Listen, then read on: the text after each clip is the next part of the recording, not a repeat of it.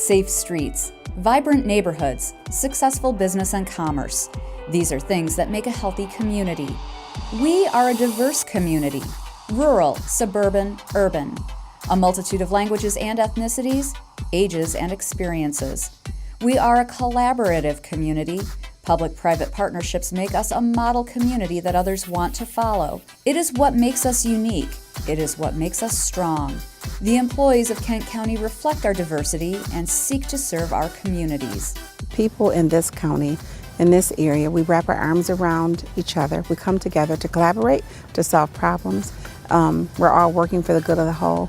And I think that's wonderful. And you can see it. You can see it as you drive around Kent County. Our impact starts the day a baby is born and a birth certificate is issued, to protecting children from deadly diseases through vaccination, to the public safety and justice provided by law enforcement and the courts, to offering veterans services and caring for the elderly.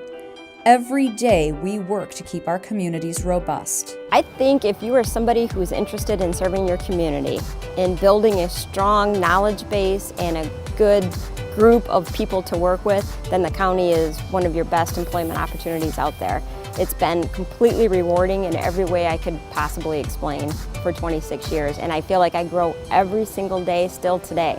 Leading these dedicated employees are 19-member Board of Commissioners and our County Administrator Controller, along with our elected officials and appointed department directors, placing emphasis on civic involvement, quality housing, vibrant neighborhoods, and strong, solid infrastructure to allow businesses to thrive.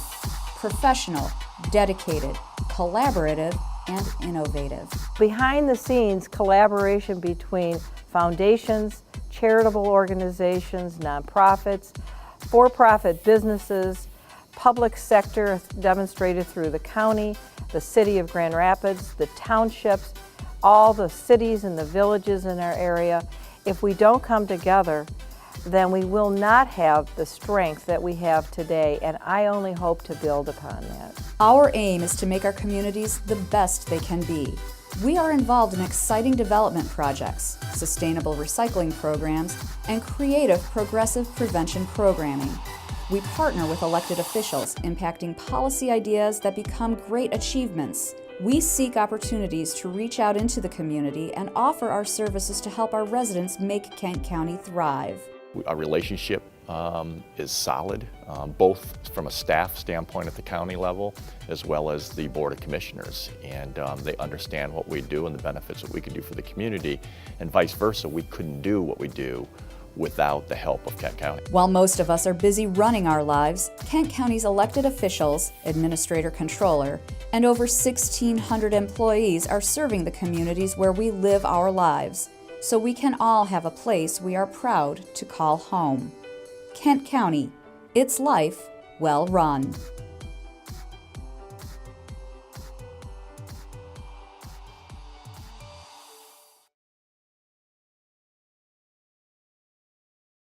With traffic, I'd be with you. Good morning. I will. Yeah. Mr. Opal, how are you, friend? Morning, Dan. It is Tuesday, October 17th, 8:30 a.m. We just had a previous work session on our budget prior to this. Welcome to the Finance and Fiscal Resources Committee, to staff and members of the public here. We'll start with public comment. Is there anyone who has any public comment? We'll do public comment up to 5 minutes for anyone who wants to address the Finance and Fiscal Resources Committee. Anyone? Please state your name and address.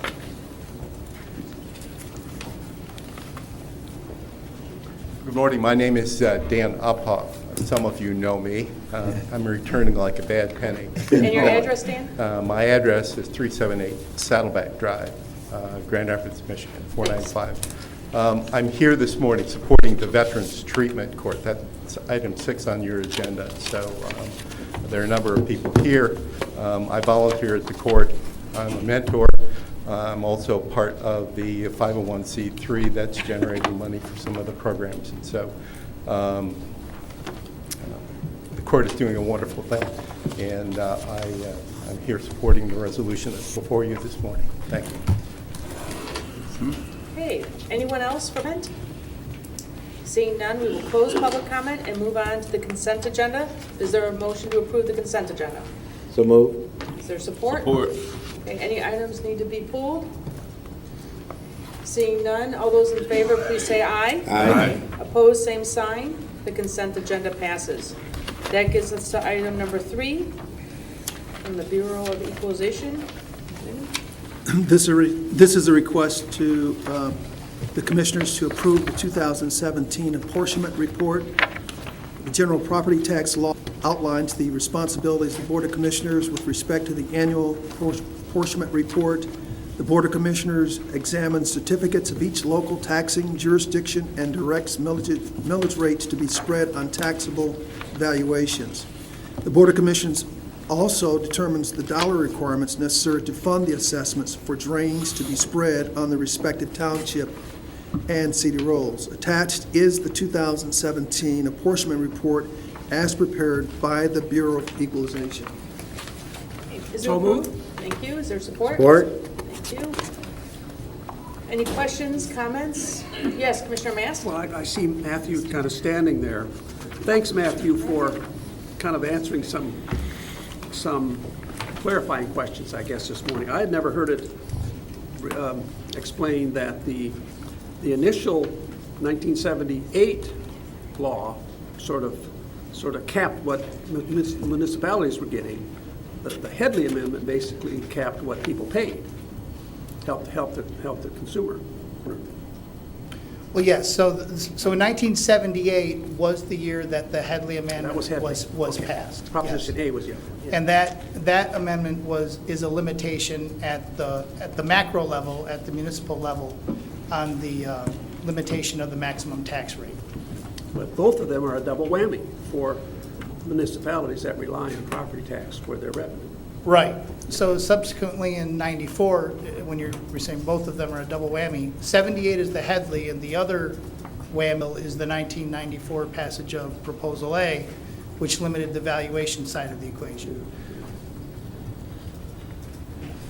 Well, the trouble is, those are so far back, a lot of people don't even know about them, but all that, I remember when the state legislature had a lot of discussions about that. Probably was during your time, Harold, or before your time. But. Well, no, I think Harold voted on it. Oh, I'm sure if it was good, I did. But those are just hanging around with like millstones on municipalities and schools, anybody that relies on the property millage. That is correct. Yeah. You know, we have limitations on both our valuations and our rates by design. Now, a person who's lived in my house for 40-some years, I am taking advantage of that second Proposal A, of course. But when I sell it, all of a sudden, the cities and stuff will get a nice big upshot of money. But special villages have replaced Well, that. yes, yeah. Okay. Thank you. I'm just was pontificating. Okay, any other questions or comments? Thank you, Matthew. Thank you. All right, all those in favor, Aye. please say aye. Aye. Opposed, same sign, motion passes. That brings us to item number 4, the Circuit Court Mental Health Implementation Grant. Wayman? This is a recommendation to the board to accept and appropriate $193,400 from the State Court Administrator's Office to the Special Projects Fund for a 17th Circuit Court Mental Health Court. On March 19, 2017, the Board of Commissioners accepted and appropriated a mental health court planning grant awarded by the State Court Administrative Office. A mental health court is a specialized court docket for certain defendants with mental illness that substitutes a problem-solving model for traditional criminal court processing. Since then, a work group consisting of the court, which included Judge Joseph Ross, Network 180, the Sheriff's Office, Prosecutor's Office, Michigan Department of Corrections, and the Public Defender's Office, has met regularly to review the potential of a mental health court for the county and to develop the required procedures and an implementation strategy. As a result of this work, the Circuit Court submitted and was awarded $193,400 for implementation of a mental health court within the county. Grant dollars will be used to contract for the following services: program coordination, clinical support, incentives, data entry, program involvement, drug test, and legal defense. The goals of the program include a reduction in recidivism for defendants and corresponding reduction in jail days. When fully operational, the court will have a caseload of 45 clients. It is anticipated that most, if not all, clients in the mental health court will be managed in the community while being engaged in treatment. Mental health courts are in their infancy and data is still being gathered for research, but the model being followed is similar to other specialty courts which have seen results from focusing on core issues and engaging in problem-solving process. The term of the grant is October 1, 2017 through September 30, 2018. The grant will be renewable. Thank you. Is there a motion to approve? Moved. Is there support? Support. Moved and supported. Questions and comments? Yes. I'd just like to comment that this is just a terrific idea, and seeing it come to fruition is just great. The mental health court and making sure that we have people that have mental problems being looked at the court and not taken in consideration. And it says it's going to be less inmates in jail and using jail beds for people who really need some help. So I've always supported it, and I'm glad to see it come before us today. Okay. Yes, Commissioner Hennessy? Could we hear more on the implementation strategy that has been developed by the work group? Sure.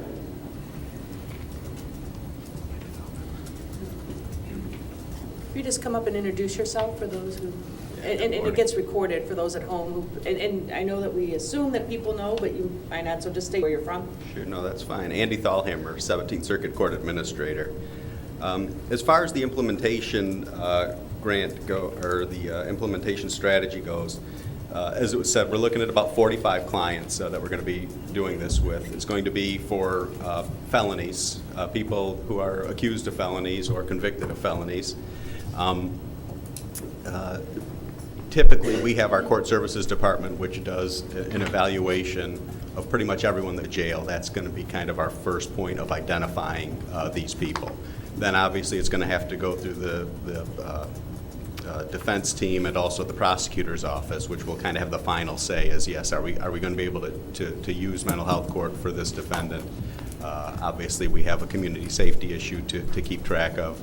But yeah, the whole plan is then the Network 180 will have a clinician that's going to kind of coordinate the program and make sure that that these people are staying accountable to not only the services that they're entitled to and in large part have already partaken of, but also to make sure then that, again, on the court side, we'll kind of have more of a, I guess, kind of the stronger hammer to make sure that they're staying involved in those services, coming to court regularly to make sure that that everything is being followed. So it's just kind of an increased accountability in some way, but it's also really making sure that we're addressing the mental health needs that are present with these defendants.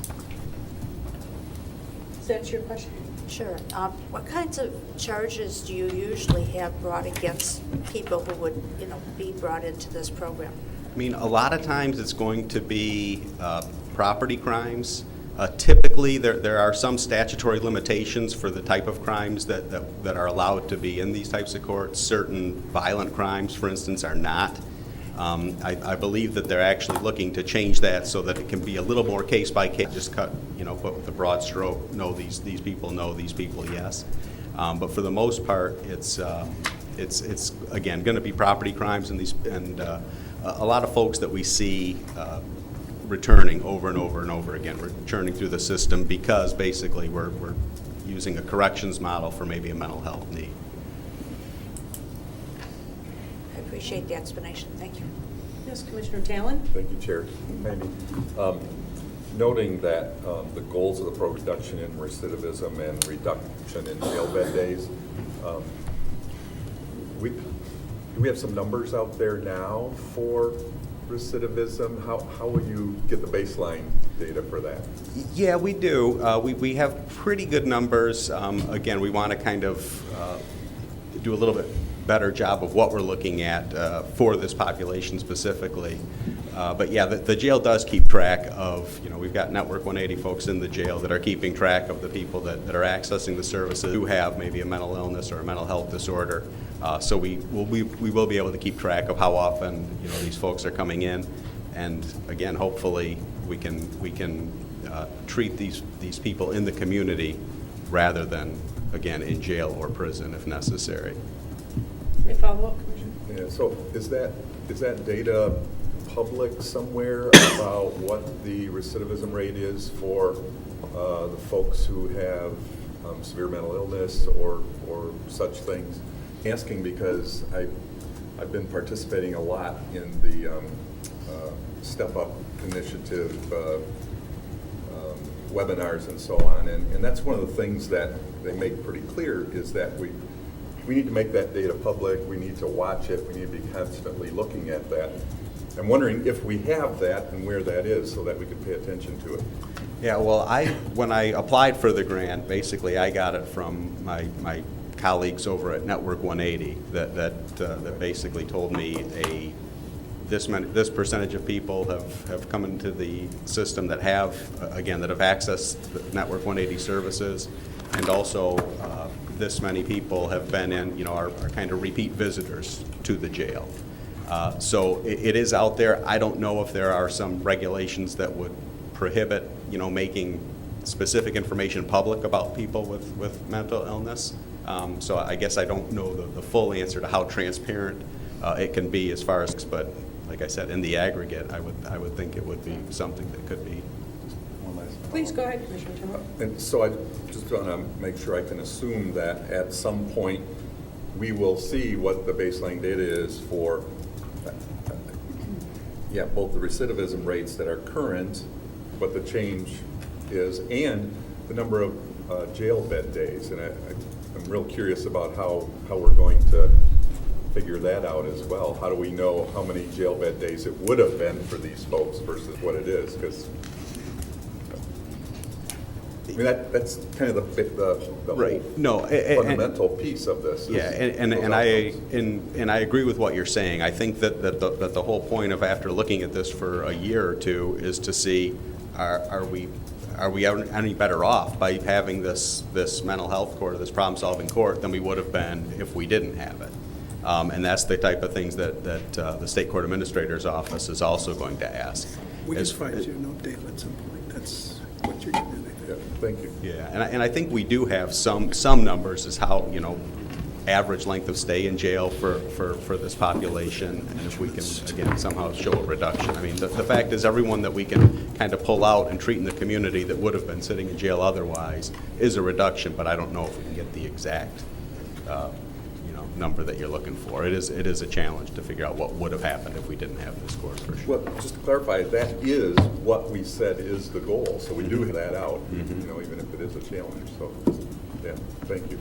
Yeah, Commissioner Womack? Yes, sir. It said your caseload would be 45 clients. When you speak of caseload, is that going to be for the entire year, for a month, or at a time? How many individuals do you see going through this program, estimate through for a year?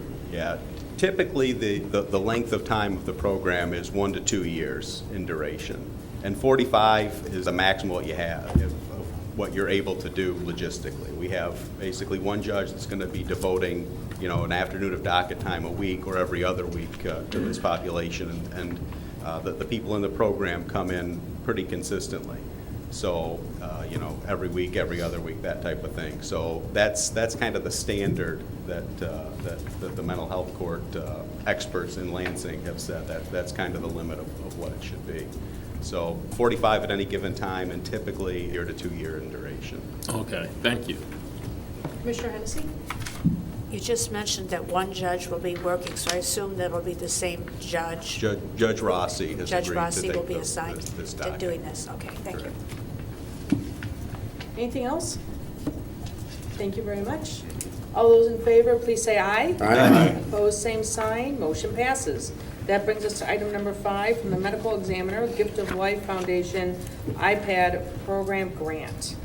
This is a request to accept and appropriate $20,000 from the Gift of Life Foundation to the 2017 Special Project Fund budget.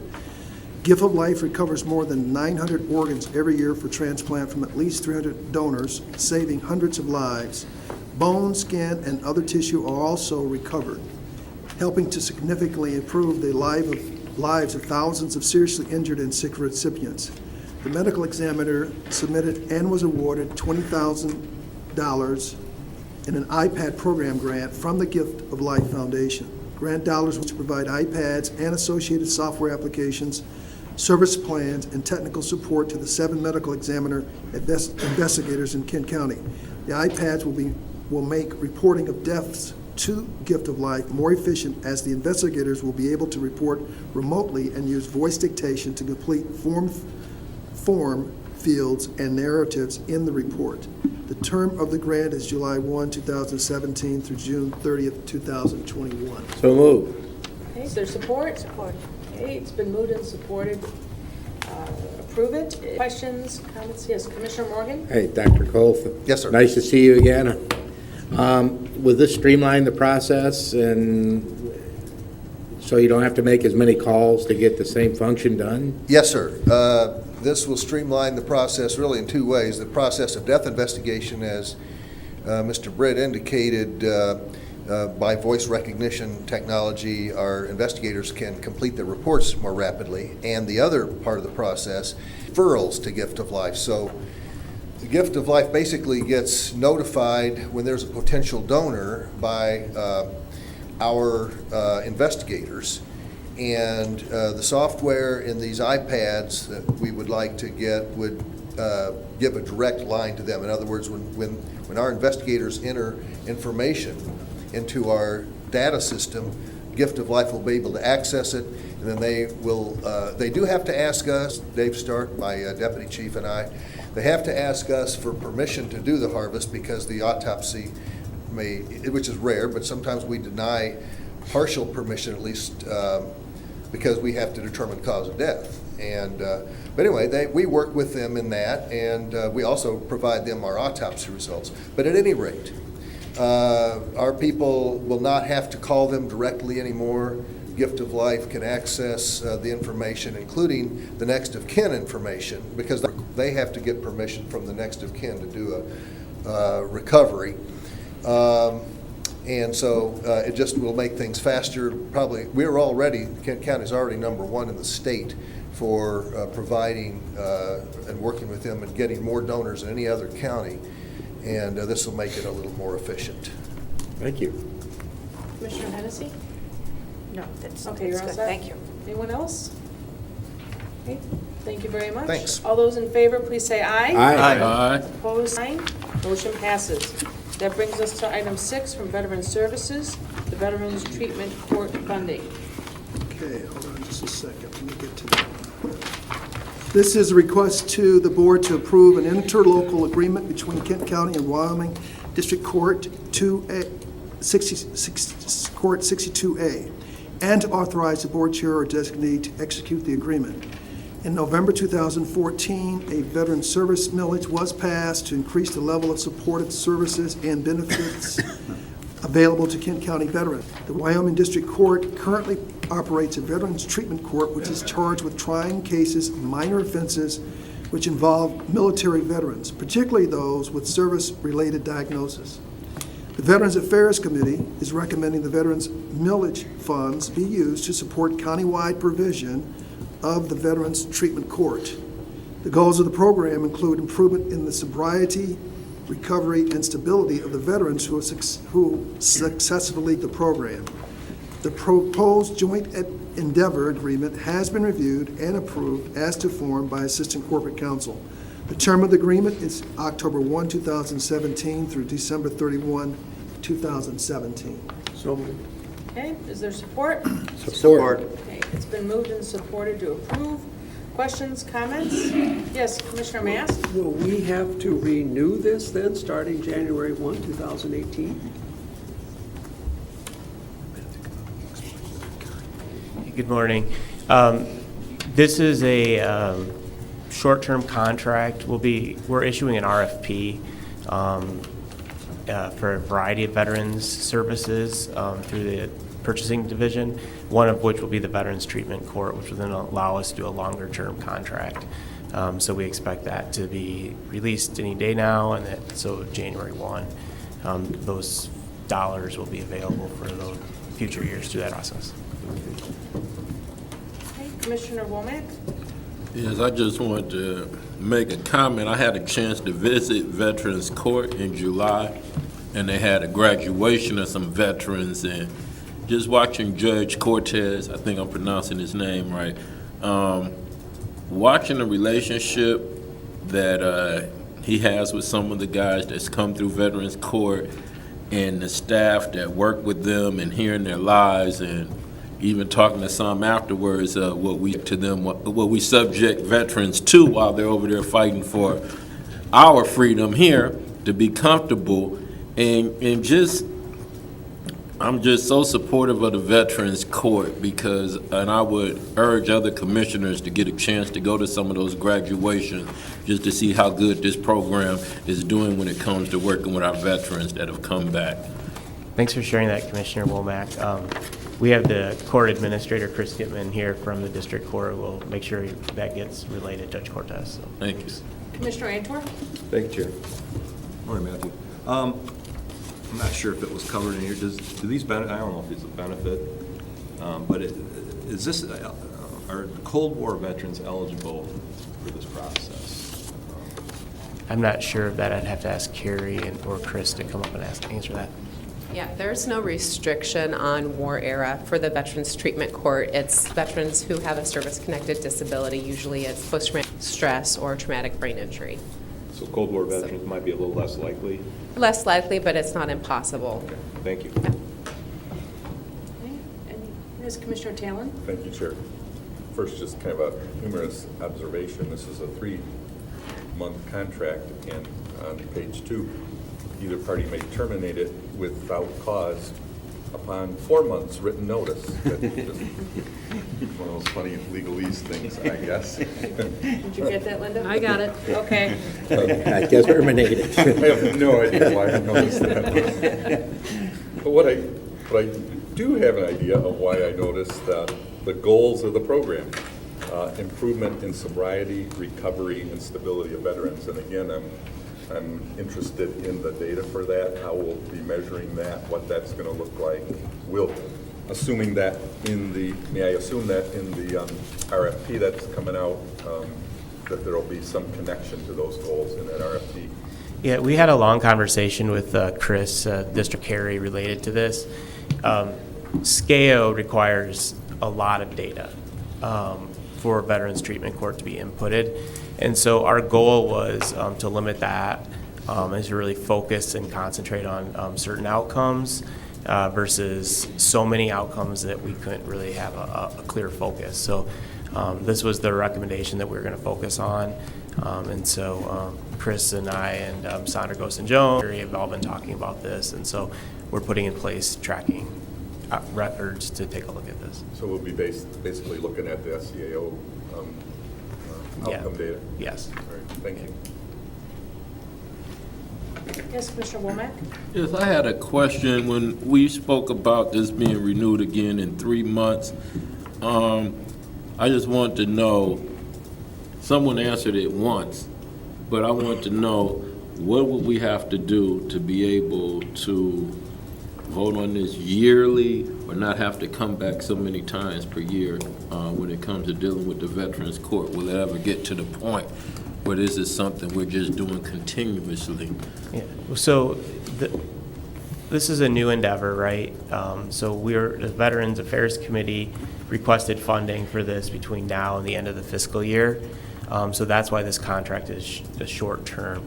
In the meantime, we developed an RFP process that will be looking at other related services, and so that we'll be doing other programming through that RFP process that the Veterans Affairs Committee will be looking at, and then we can make that a longer-term commitment through that RFP process. So it won't be coming year after year after year. Instead, it'll be a longer-term contract. But we needed a mechanism to do a short-term and then to do the longer-term one as well. Okay, thank you very much. I had a quick question. Can you confirm that the veterans that this serves reside in Kent County?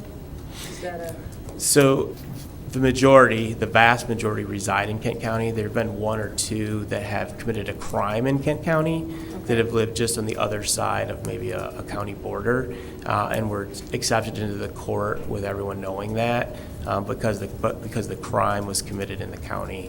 The courts had jurisdiction. So we've talked about that, and by far, very far, people will reside and have committed crimes in Kent County. But historically, there's been one or two committed crimes thus far. Okay. Anyone else with questions or comments? Thank you very much. Yep, thank you. All those in favor, please say aye. Aye. Opposed, same sign. Motion passes. That brings us to item 7, which is Commissioner Miscellaneous. Is there any? Yes, Commissioner Morgan? Thank you, Madam Chair. I'd like to invite everybody out to the Gerald R. Ford Tribute Room dedication at the airport, scheduled for 10 o'clock. I will be emceeing that because the MC that was scheduled, Sir Sakia, is recovering from hip surgery and won't be able to make it. And so we hope to have a nice program and thank the Sakia Family Foundation for underwriting the project. Okay. Any other miscellaneous? Yes, Commissioner Antoine? Thanks, Chair. Last night, a few folks in this room were able to attend an event, the Lincoln Day Dinner, in which we honored a Bronze Star recipient and the Medal of Honor recipient, which is a pretty rare cat. You know, I mean, it was just awesome to hear their stories and to hear the sacrifice that they made. It was absolutely incredible. And I know a few of the folks that were there. It gave me goosebumps as I left, and it just is a constant reminder of the sacrifice that is required to serve. And I'm just so thankful to have met those gentlemen last night. Anyone else? Okay, with that, we are adjourned. Our next meeting date is Tuesday, November 7th.